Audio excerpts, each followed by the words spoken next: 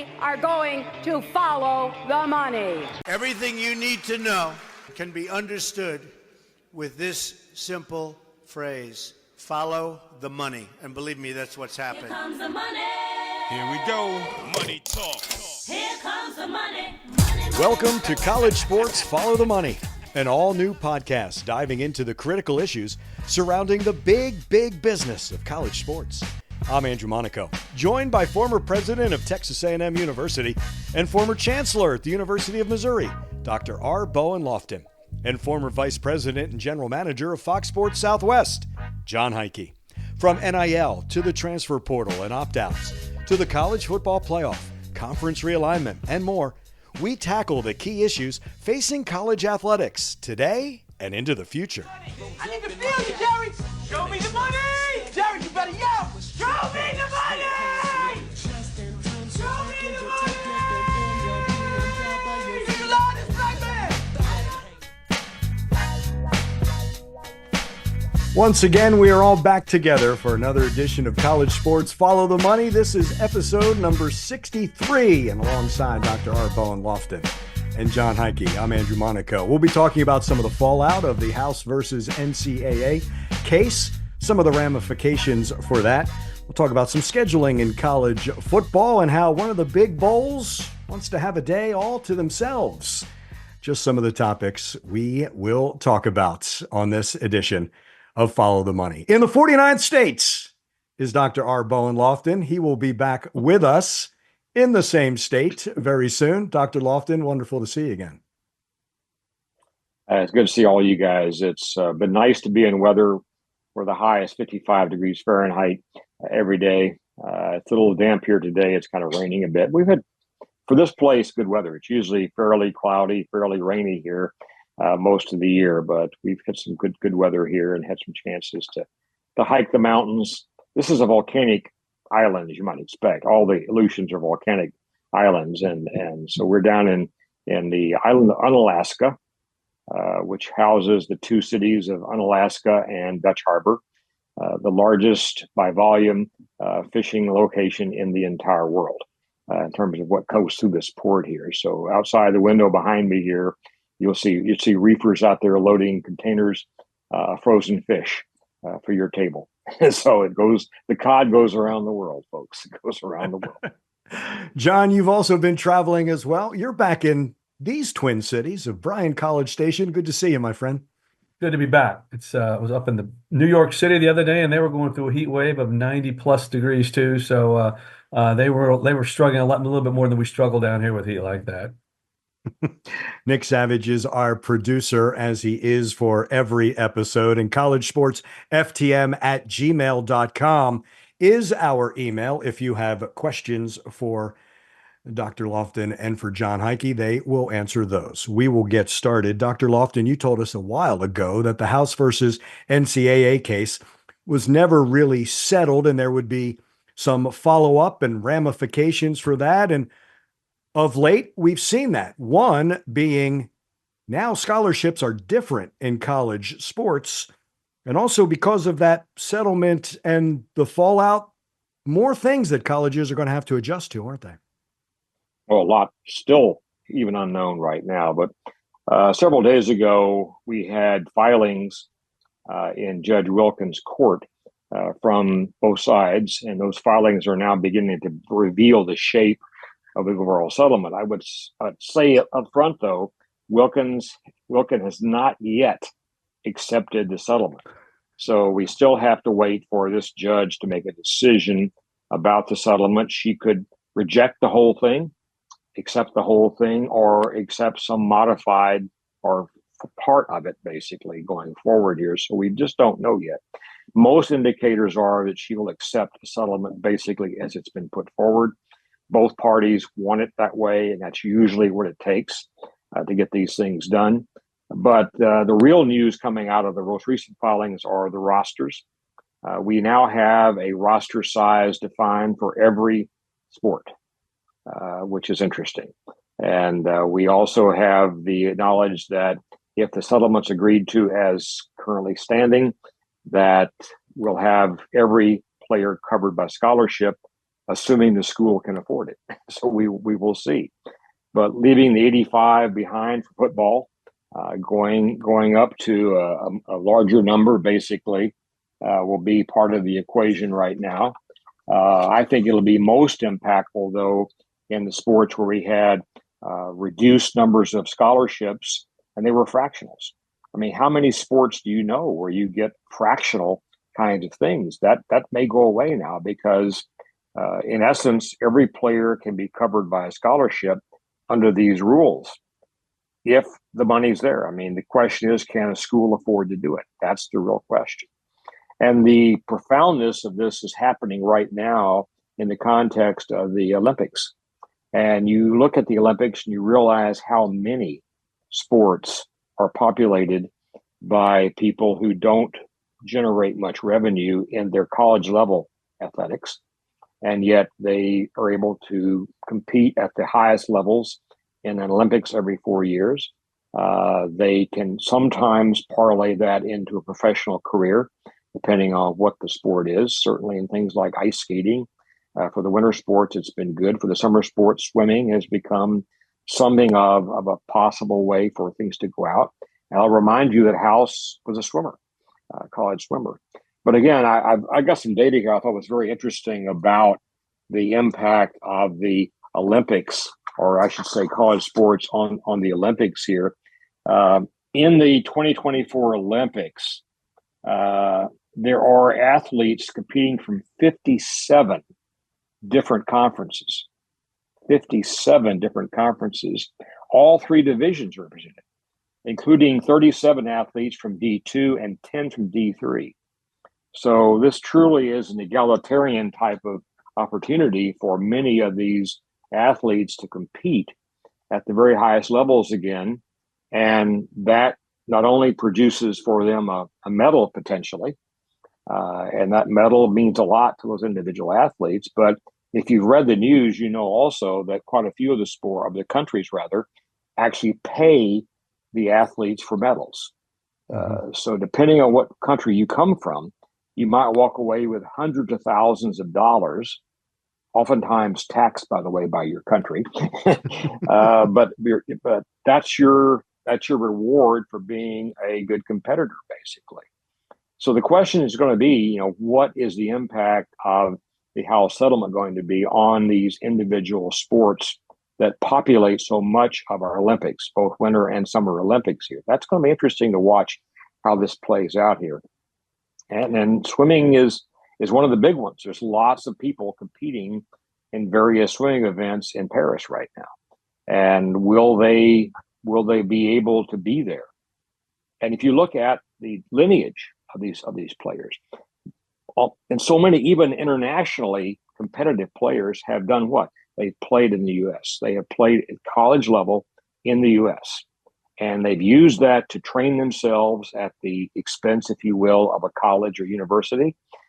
They've used that to get themselves honed for the most competitive sport there is, or sports there are in the world, the Olympics.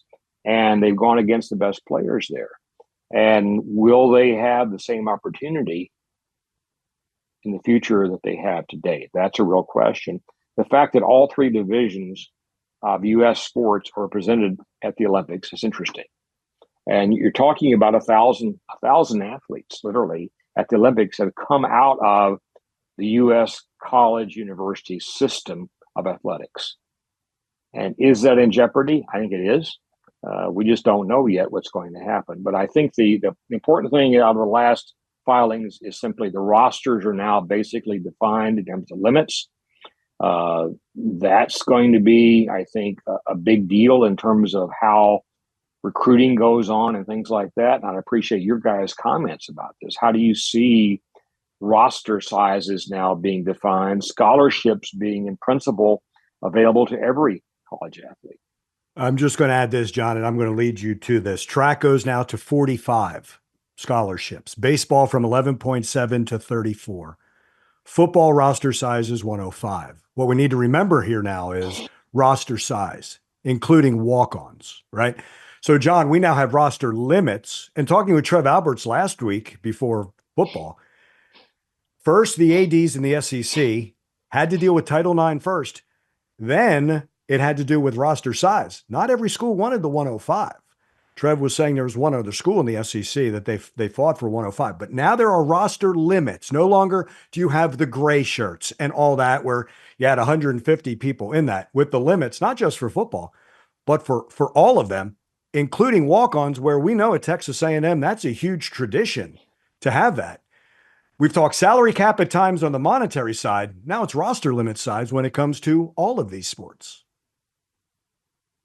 I think, again, excuse me, that if that's what they've agreed to, I mean, that's the rules are going to change. They're going to just have to adapt to it. So how do you create the, what does the walk-on look like? If the scholarships there, will there be tiering of, it's not like we're going to do partials anymore. It seems like if you're on that particular roster, you will get all the benefits associated with the spot on that roster. So I think, to your point, what does happen to the gray shirts? What does happen to the walk-ons? I haven't seen anything where they're like a version of the practice squad, if you will, at the collegiate level yet. Does somebody make that up? Is that something that the collective pays for, that's outside of the limits of the roster size?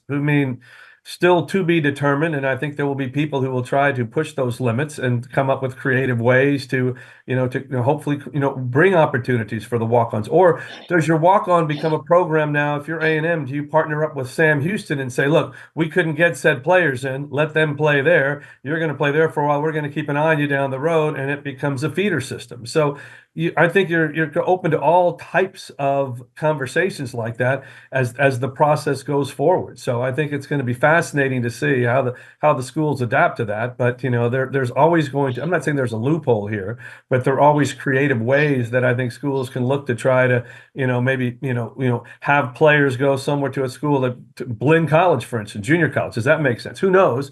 But I think it'll be interesting to see how those conversations shake out through this process as well. Yeah, you say that, John, and that reminds me of how a lot of colleges would team up with junior colleges, and you would send that guy. In the past, sometimes it was for grades, and then once the grades were made, they could come back. But we could see another aligning of that. And I like your point. It may not be just with junior colleges. It could be with other colleges. Yeah, exactly. So, and again, that would be one way for those schools, again, monetarily, right? If something monetarily can be done there, if you're not going to get all this money from new TV deals, is there some kind of alliance there as well with universities? We may not play Sam Houston any longer in football, but is there another way, like you say, with the alignment? Yeah. Your GAs, whatever it all, you could have it all kind of run the same offense. Here's what we're looking at, so there becomes sort of I'm not saying it's a minor league system, but it could be something similar to that, akin to that, where these players may not be ready yet to play at this level, but could they play there? And that's somewhere that you can keep an eye on them too and have a better idea versus taking someone from a portal that you've never seen them play in person. So who knows?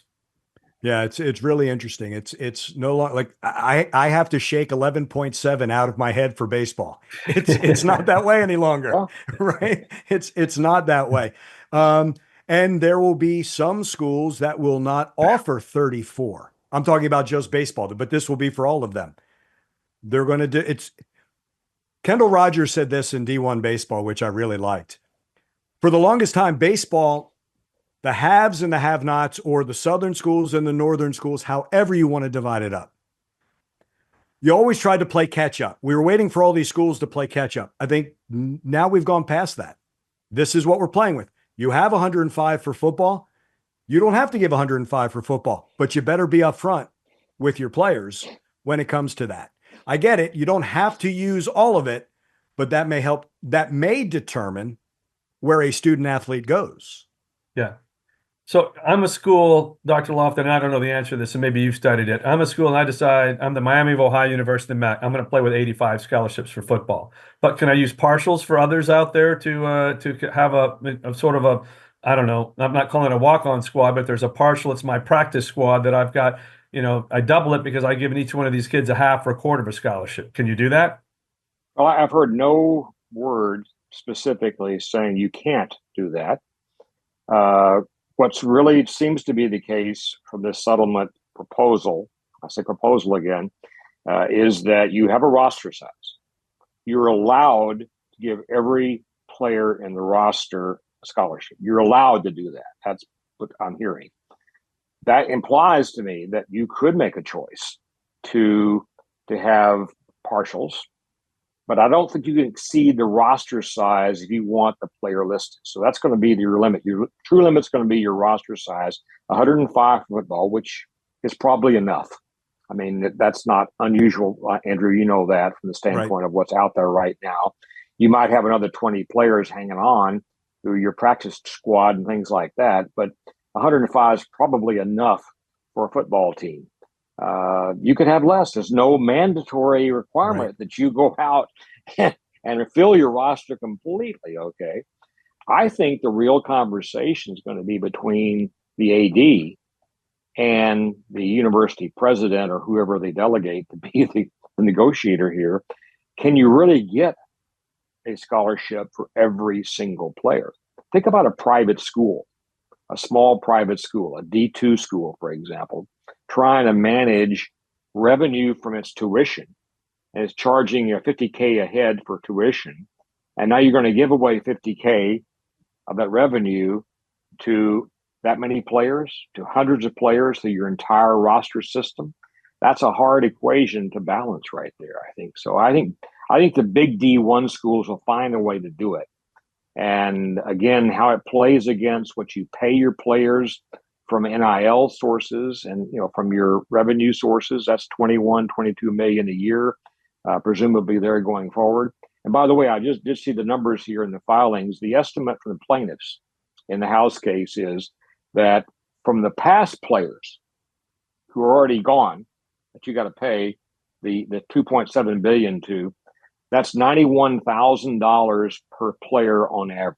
91,000 per player on average, and there's clarity saying that it will not be an equal thing.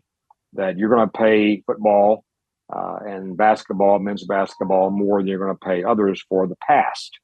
Now, doesn't imply the future will be that way, but they're talking very clearly about the past and how much money it will be per player on average, how much differential there might be between football, for example, and soccer for paying a past player. But that's still not settled yet, but that's emerging right now, shall we say.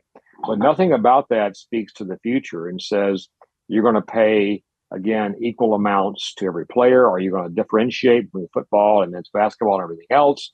That's not been discussed at all for the future.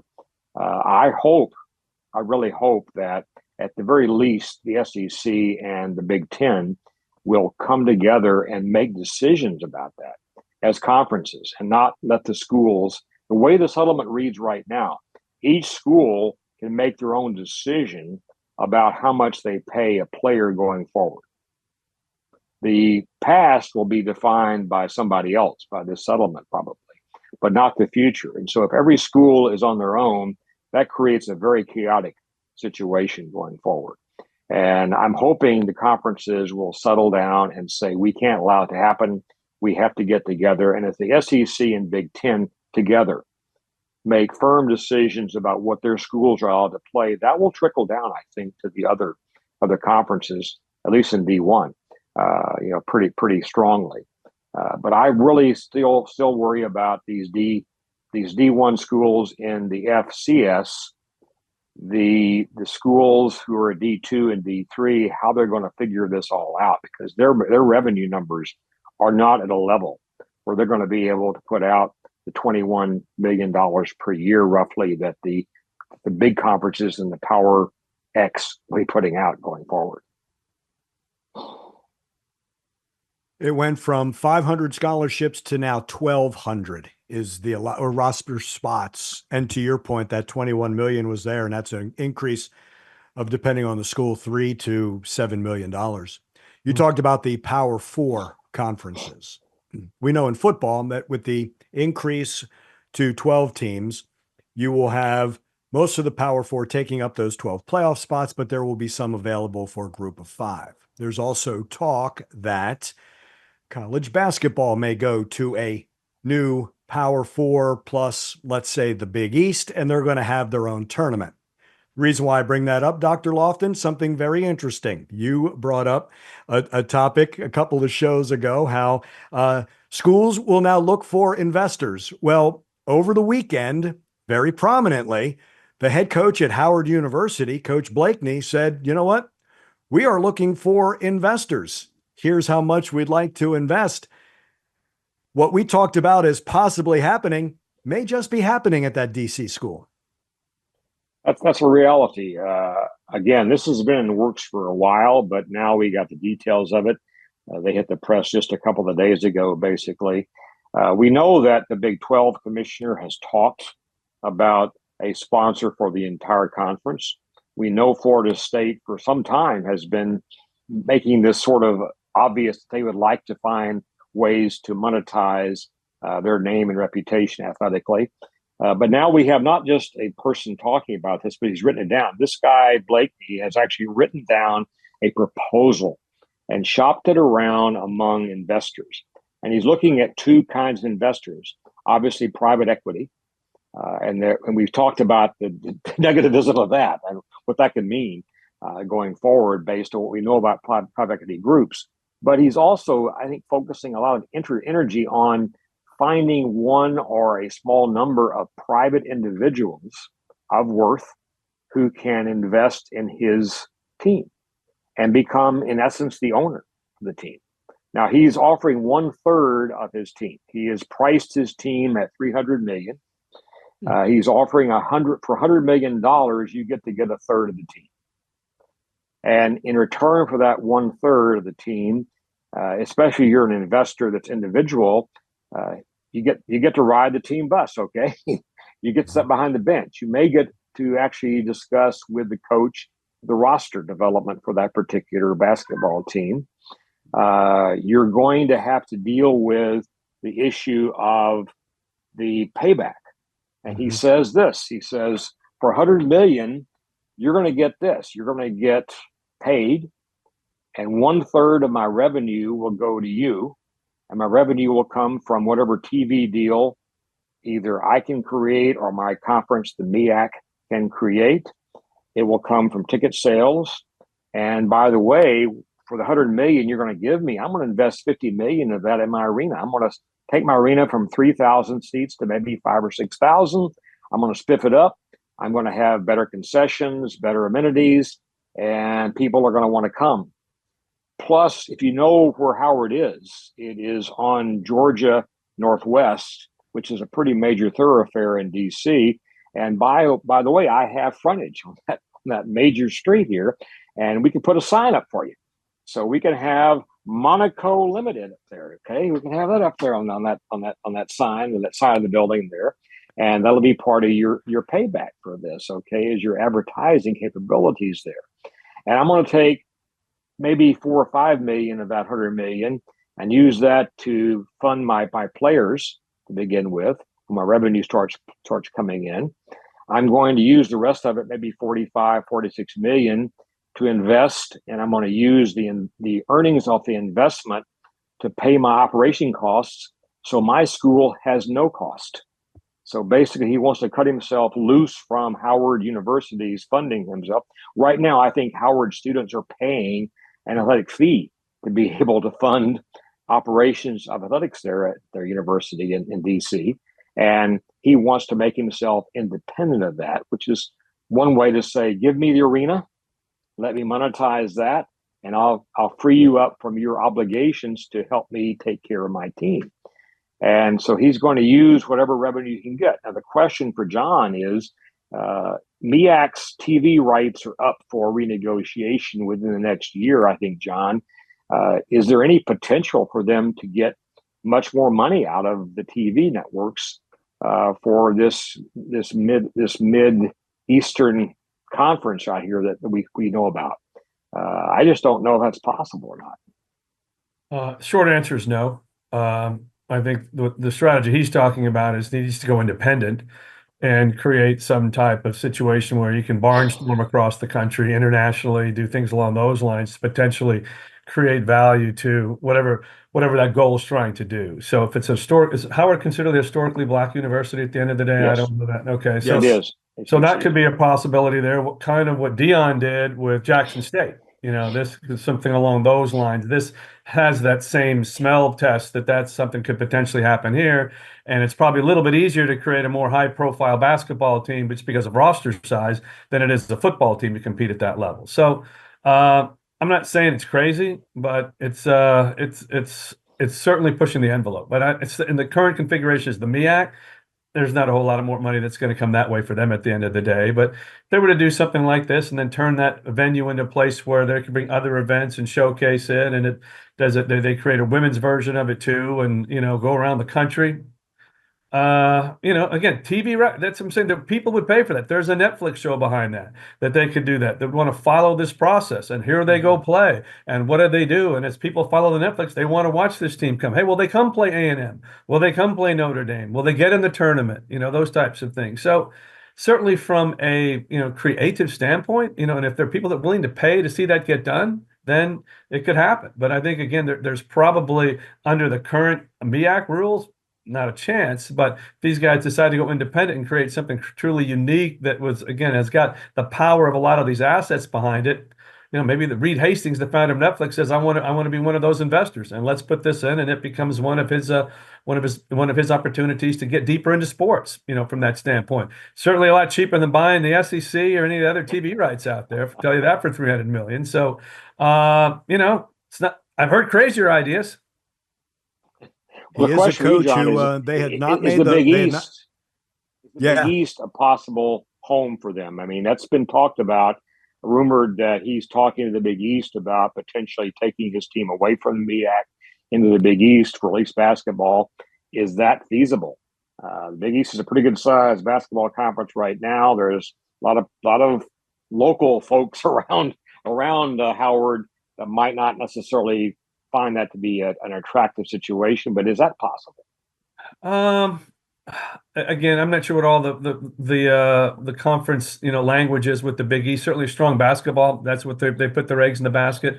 Fox is certainly invested in them again. NBC's a partner, so I think they have created the premier, let's just call it basketball only conference out there at a very high level. And if those guys are playing at that level, to be invited into something like that, if that's their ultimate goal, I think that could be a landing spot for them. But I doubt they go from, I doubt the Big East is going to extend them an invitation until they prove their competitiveness up, on the court.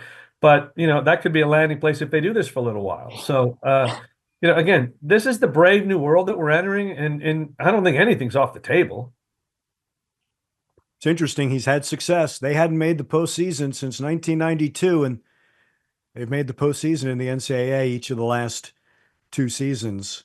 It's intriguing. Florida State has talked with 6th Street, and I wanted to add this. Is this a way, normally, because Florida State they have boosters, but they don't have boosters the way other schools do. They don't have that involvement, and they've tried a number of different things. Is this a way to get boosters who aren't affiliated with your school involved with your school? Hey, I've always liked X university.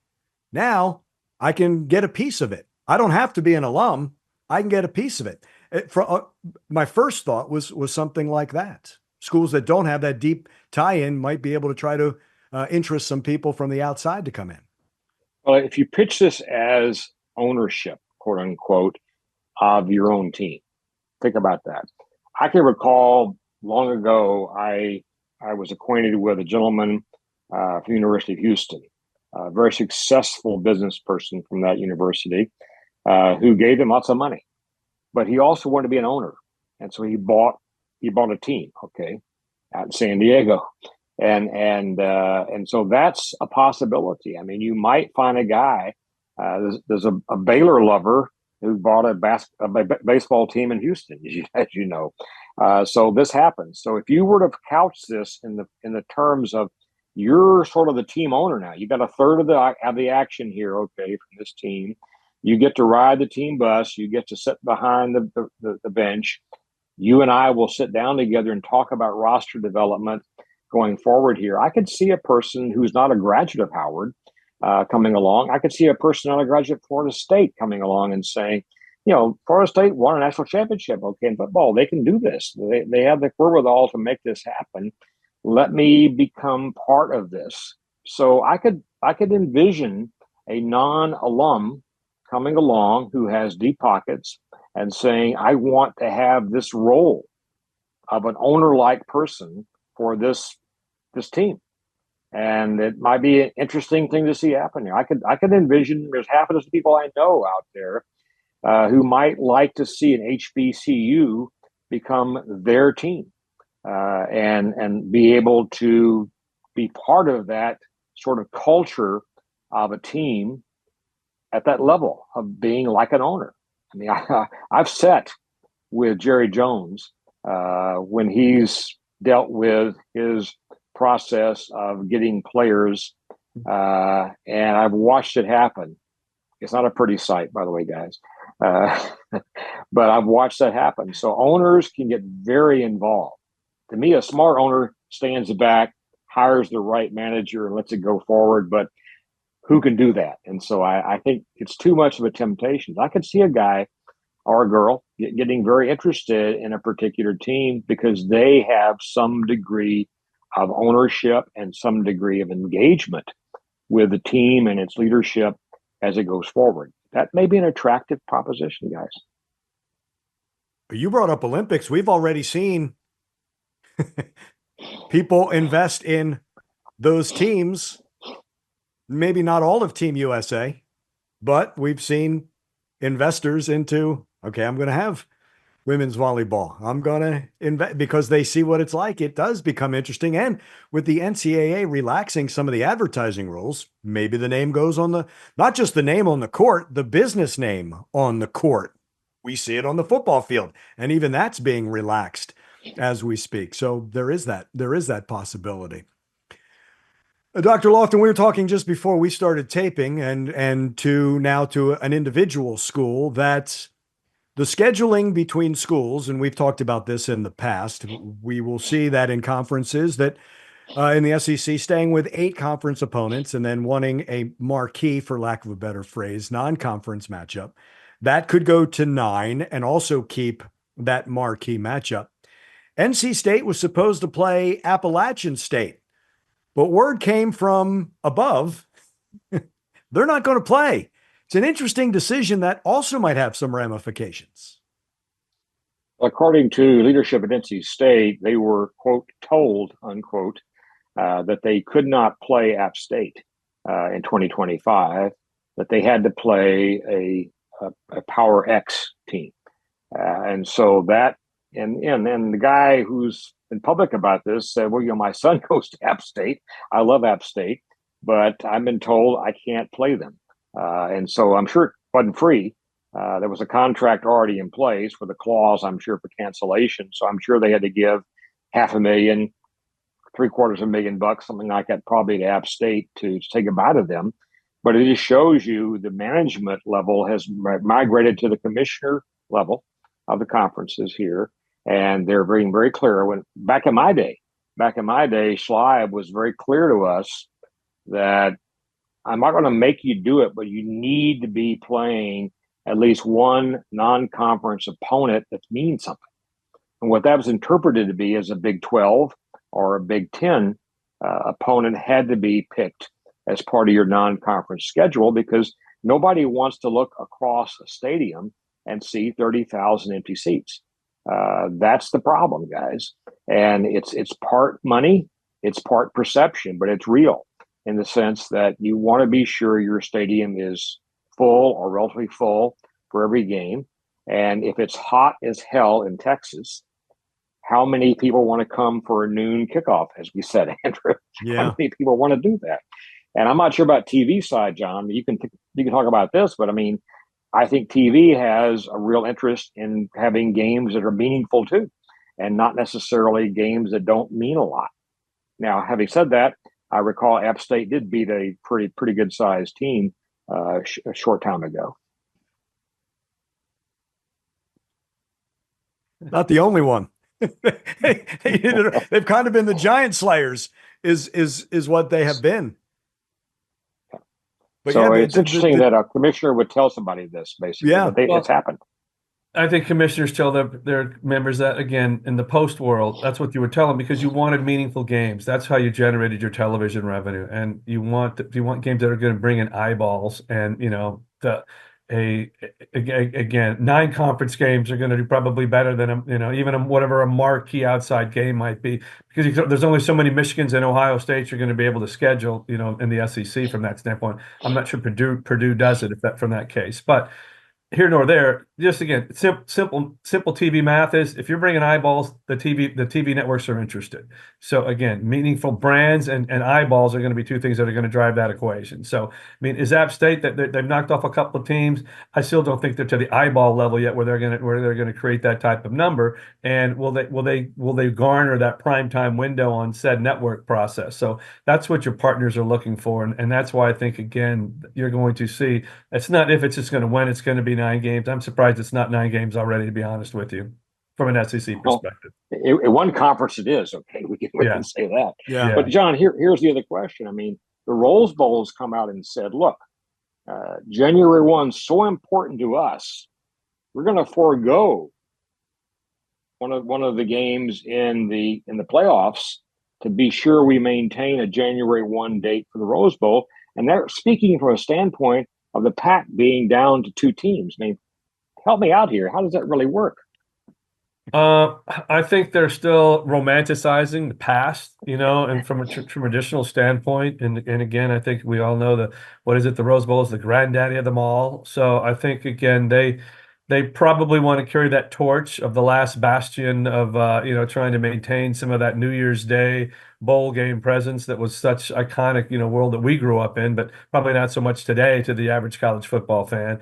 But again, I've looked at that. I need to do a deeper dive into it on there, but I think they're still going to carry a championship game, right? Aren't they in the mix? Yeah, for they that? won out of the There'll be a semifinal quarterfinal, rotation. So it's only the years, So I think, again, they're trying to get the best of both worlds, and if that doesn't really throw a tremendous monkey wrench into the CFP scheduling or their television partners there, my guess is they can probably figure out a way to work all around it. But they are, but again, I'm not saying the Rose Bowl's, spiting their nose to spite their face, but they're being a little bit of a sticky wicket when it comes to this process at the end of the day. And I had been talked to some bowl leaders at one point. They said, "Fine, kick them out. We'll just move that game to SoFi, and nobody knows who the Rose Bowl is in 5 years." So, but I think, again, to their credit, this could work again from that standpoint, assuming everybody's okay having that tradition playing there, and maybe they just play up that tradition too at the end of the day, and that becomes a big part of the narrative. That was my thought, John, when you just said that. I get the tradition of it, and 2 decades ago there weren't as many stadiums to play in. Now there are. Yeah. So I mean, if they're going to stick to tradition, I get it, but it's not like, oh, where are we going to play? We got plenty of options now. Yeah, and the Rose Bowl is a beautiful venue. Don't get me wrong, but SoFi has so many more amenities there than, if you want to make, maximize your revenue, that's an easy place to go. The Cotton Bowl had to do it too, going from the venerable Cotton Bowl in Fair Park to AT&T Stadium, and there was a lot of gnashing of teeth and angst when that move happened. But I think everybody looks back now and it's the right thing to do. Along this line, Dr. Loftin, you brought this up to us when you texted us. There will be a group of 5 team in the college football playoff, but the talk is now, will there be a group of 5 playoff itself? That's kind of been bandied about. Could that become a reality? I think the group of 5 wants relevance. There's no question about it. They want money. They want money big time.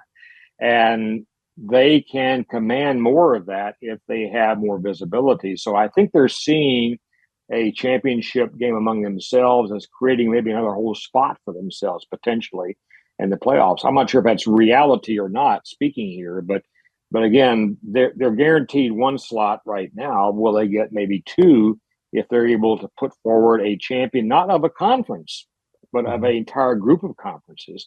What do you guys think about that, John? Especially, is that a TV winner right there for us? Again, you got so much competition during that time of the year, for events now. So you've got NFL, you got NBA, you got NHL.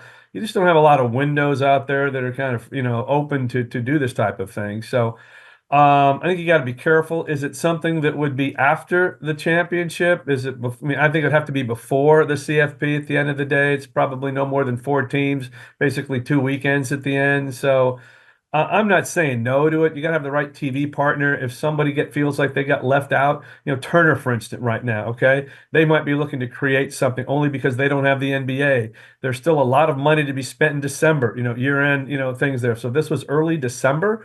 That might be a window that if a network like Turner gets behind it, does some different things, and is the driving force behind that. And again, you're going to probably still have some brand names in there that you're going to hear about, at the end of the day too. So I'm not saying it's a crazy idea, but I think again that you've got to probably, look at it. And then does that winner of that, to your point, it's not necessarily going to get into the CFP theoretically, or is it? Then that's a different conversation. Yeah. So, how does that become in? And that might be more valuable in terms of the college football narrative. So I think again, you've got to look at the partners, but football still drives eyeballs.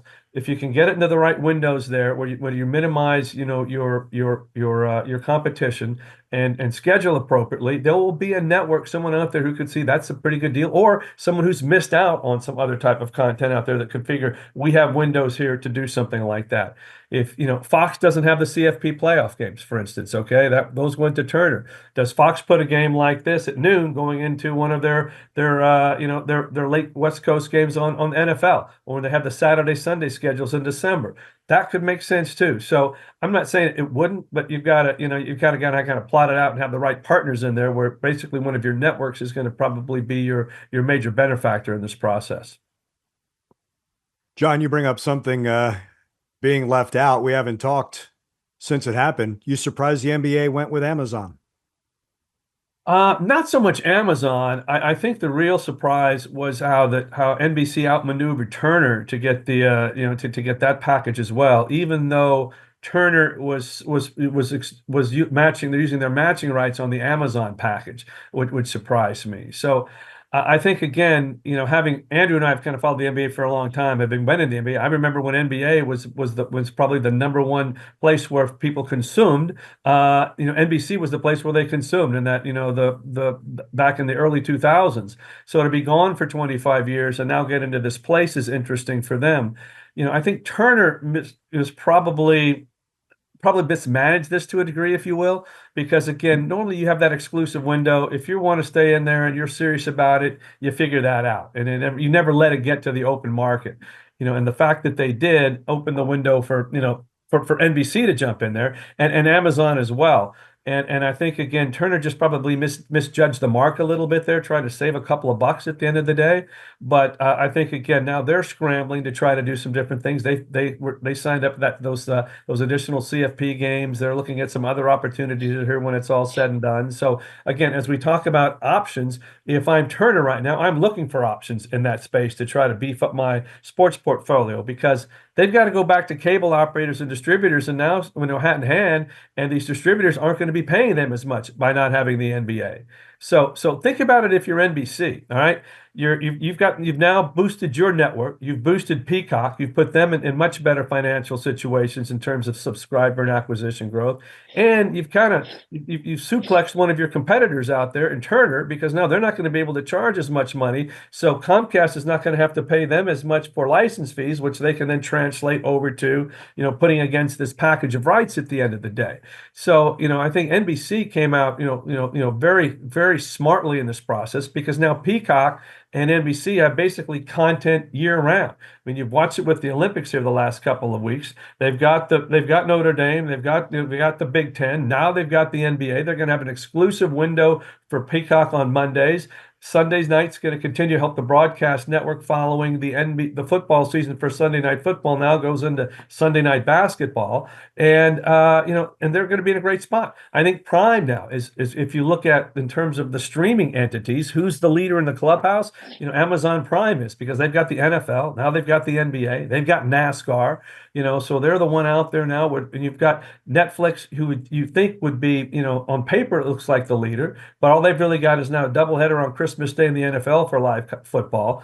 Google has got the Sunday ticket package, not really something that's going to drive, day in, day out business for them. And so I think, again, Amazon, it's interesting now that where they are in this process is kind of position themselves as the leader and in the sports ecosystem through this process. So I think the NBA negotiations showed a lot what's out there, basically tripled all of their value across the marketplace. The broadcasters like NBC, who have kind of a thought out and strategic game plan for utilizing streaming. ESPN's in that same boat. Both of those guys are part of the NBA and came out pretty well on it. And I think, Turner, unfortunately, was kind of, I think kind of got hoodwinked on this deal, or probably didn't play their cards right, and now they're scrambling. So I think it was a fascinating way that it all turned out.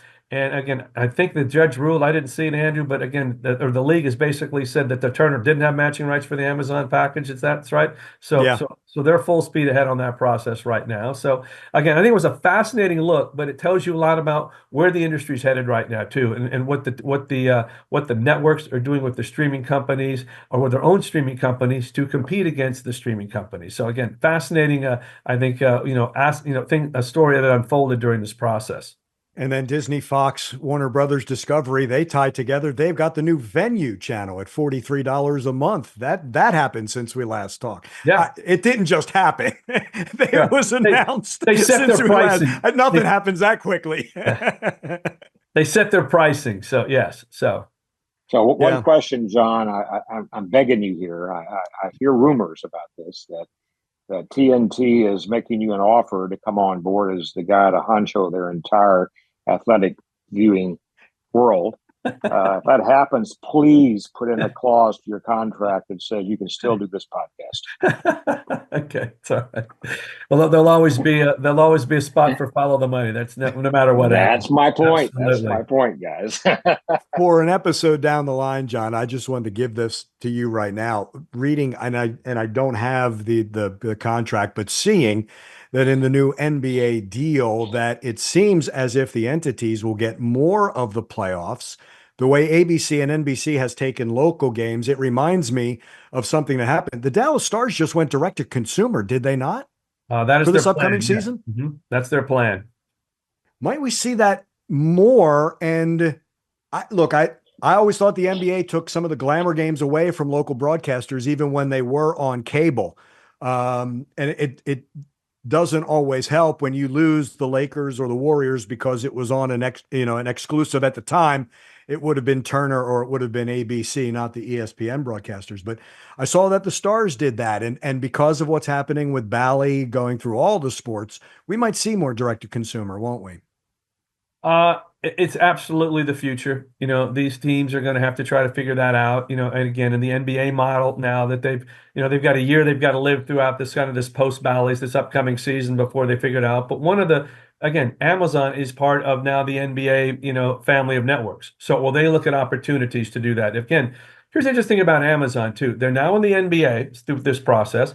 But people who follow the world that Andrew and I used to live in the RSN world, is one of the people who gave Diamond an infusion of cash to the tune of $115 million during the bankruptcy process was our same friends at Amazon, because they were hedging their bets. If this thing worked out from here, let's get into the business here. If Amazon comes out, we're in the local distribution business, which is probably a place they would like to end up at some point. Now they're in the national distribution business with the NBA, but who says that as time goes on, that won't also include opportunities to help them in that local environment. Andrew and I could probably spend a whole hour and a half going through this process too, but at 30,000 feet, there still will be local games that these teams will have to distribute, and what will be their best avenue to distribute those games. But I do think, again, direct to consumer is where that is all headed, because that is the world where consumption is headed right now. Even though you're seeing every national television deal designed to have a streaming component platform in it, and it's not going to happen overnight, but in the next 3 to 5 years, you're going to see a continued shift toward people viewing and consuming content being a streaming mechanism. And if you're a team, one of the benefits of that is you develop your own robust streaming, content app or ecosystem, is you're going to have a lot more data and know who those fans are too, and be better to super serve them through that process as well. So it's not if, it's just when. But again, I think the teams that embrace that philosophy quickly are going to probably leap to the head of the pack sooner than the others are. John, you and I have been around the NBA enough to know which teams are going to do that and which ones won't. It's kind of been the tradition throughout that league of who's got the foresight and who always seems to be playing catch up. Guys, I'll remind you that in 2016, I cut the cord completely on cable TV and went streaming only. Sling was my venue then, the best I could get hands on. And now, I basically have 3 systems I can use to see virtually any game I want to see on television via streaming. So I'm a consumer that's discerning. I want to see what I want to see. And I'm paying less money for these combined sources I have right now. I was paying the cable company back in 2016, guys. Think about that. Yeah. That's Well, exactly the right. joke. So I'm in part of my world, I spend some time trying to help teams figure out their media strategy. And so one of the lines that I use when I'm talking with them is that, again, my siblings are going to be consuming things much more different than I. I still have this DirecTV remote here in my hand, and the day they put me in the casket will be the day they probably take this out of my hand. So I tell them I will still be on DirecTV as long as you're carrying products. So just FYI, there are people like me out there that will still go to our grave carrying, that type of remote. I'm not as hip as Dr. Loftin to make that switch over to Sling. Especially that monthly payment you're getting, that monthly payment, John. But I get all the sports. I get all the sports. That's I think tell people DirecTV is your best sports value. They're all there. And in a future Follow the Money After Dark, John will take your phone call at an event and answer your question. Where's the game? Always a joy, my friends. Thanks so much for making this episode so much fun. We do have fun. That's so ridiculous.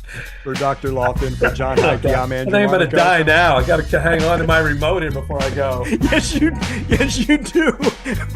For Nick Savage, our producer, we thank you so much for joining us. This has been College Sports Follow the Money. Thanks, everyone.